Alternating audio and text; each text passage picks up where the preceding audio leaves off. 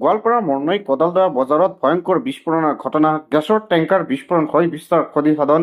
AL01AH7994 নম্বৰৰ গেছৰ tanker মেৰামতি কৰি থাকোঁতেই বিস্ফোৰণ হয় টেংকাৰখন। বিস্ফোৰণৰ ফলত কাষত থকা কেইবাখনো দোকান, মছজিদ আৰু এটা পৰিয়ালৰ বাসগৃহৰ বিস্তাৰ ক্ষতিসাধন হয়। বিস্ফোৰণ ইমানেই শক্তিশালী আছিল যে টেংকাৰখনৰ টিনপাত 200 মিটাৰ ব্যাসাৰ্ধত বিভিন্ন ঠাইত সিঁচৰিত হৈ পৰে। অৱশ্যে এই সৌভাগ্যক্ৰমে প্ৰাণ ৰক্ষা পৰে বহু লোকৰ। বিস্ফোৰণৰ ফলত কাষত থকা কেইবাখনো দোকান, মছজিদ আৰু পৰিয়ালৰ বাসগৃহৰ বিস্তাৰ ক্ষতিসাধন হয়। বিস্ফোৰণ ইমানেই শক্তিশালী আছিল যে টেংকাৰখনৰ টিনপাত 200 মিটাৰ ব্যাসাৰ্ধৰ বিভিন্ন ঠাইত সিঁচৰিত হৈ পৰে আৰু গোৱালপাৰা মৰণৈ কদালদৰা বজাৰত এক ভয়ংকৰ বিস্ফোৰণৰ ঘটনা সংঘটিত হয়। গেছৰ টেংকাৰ বিস্ফোৰণ হৈ বিস্তাৰ ক্ষতিসাধন হয় ওচৰ চুবুৰীয়া বহুকেইটা দোকান, পোহৰ।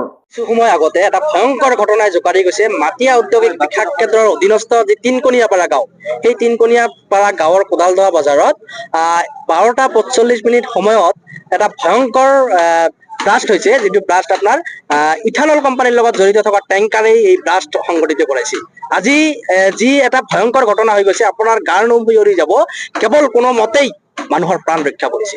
আজি এই টেংকাৰৰ কাৰণে কি হৈছে, ওচৰে পাজৰে যিমান ঘৰ বাৰী আছিলে, মানুহৰ দোকান আছিলে, এফালৰ পৰা একেবাৰে চুৰমাৰ হৈ গৈছে। আপুনি ৱালৰ দৃশ্য, যি ৱাল ফাটিছে, সেই ৱালৰ দৃশ্য চালে আপোনাৰ বুকু কঁপি উঠিব যে কেনেকৈ এটা বিস্ফোৰণ হৈ গৈছে। গতিকে এই অনাগত দিনত এই মানুহখিনিৰ ওপৰত কি হব, এটা ডাঙৰ এটা প্ৰশ্ন আহি পৰিছে। মানুহখিনি শংকিত হৈ আছে আজিৰ তাৰিখত।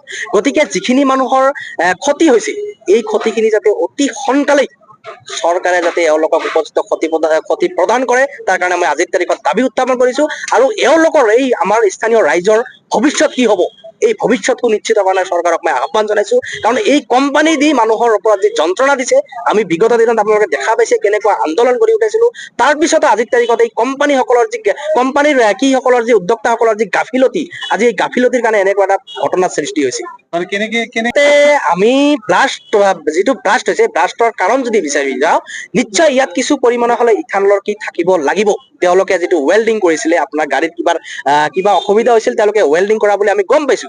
কিন্তু এই ৱেল্ডিঙৰ লগত জড়িত থাকি কেৱল এটা টেংকাৰেই এনেই ব্লাষ্ট নহয়, যদিহে তাতে অলপ পৰিমাণে হলেও নাথাকে, সামগ্ৰী নাথাকে। ইমান এটা জনবসতি এলেকা, ইমান টেংকাৰ ৱেল্ডিং কৰি আছিলে বা মেৰামতি কৰি আছিলে, কিমান যুক্তিপূৰ্ণ?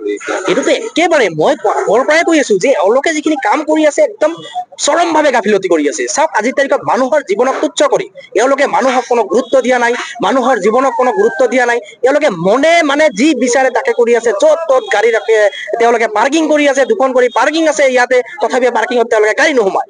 আৰু পাৰ্কিঙত গাড়ী, আমি আৰক্ষী প্ৰশাসনক বাৰ বাৰ কথাটো কৈ আছিলো যে আপোনালোকে যিখিনি পৰিৱেশ সৃষ্টি কৰি আছে, এই পৰিৱেশ কোনো পধ্যে মানি ল'ব পৰা এটা পৰিৱেশ নহয়। চাওক, এনেকুৱা এটা হাইৱেৰ ওচৰত যদি এনেকুৱা গাড়ী পাৰ্কিং থাকে, যান জঁটৰ যদি সৃষ্টি কৰি দিয়ে তেওঁলোকে, মানুহৰ জীৱন এনেই বিপদাপন্ন হৈ আছে। এক্সিডেণ্ট, এই এৰিয়াত কিমান এক্সিডেণ্ট হৈছে আপোনালোকে গম পায় হয়তো, আপোনালোকে ৰিপৰ্টাৰ মানুহ, আপোনালোকে খবৰ ৰাখিছে কিমানখিনি এক্সিডেণ্ট।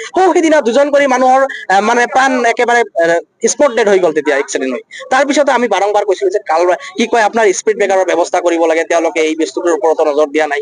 গতিকে এনেকুৱা এটা পৰিৱেশ সৃষ্টি কৰি আছে, যেনিবা এই মানুহখিনি কেৱল মানুহ নহয়, মানুহৰ দৃষ্টিৰে চোৱা হোৱা নাই, এওঁলোকে কিবা পশুৰ দৃষ্টিৰে চোৱা হৈছে নেকি, তেনেকুৱা এটা অভিযোগ আমাৰ সন্দেহ হৈ আছে এতিয়া।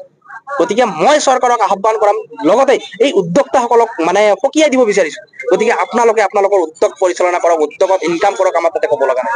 কিন্তু কথা হৈছে, উদ্যোগৰ নামত যাতে মানুহৰ জীৱন বিপদাপন্ন নহয়, এই বস্তুটোৰ ওপৰত নজৰ দিব। আমি বৃহৎ আন্দোলন কৰি তুলিম, স্পষ্ট কথা কৈ দিলো আজি।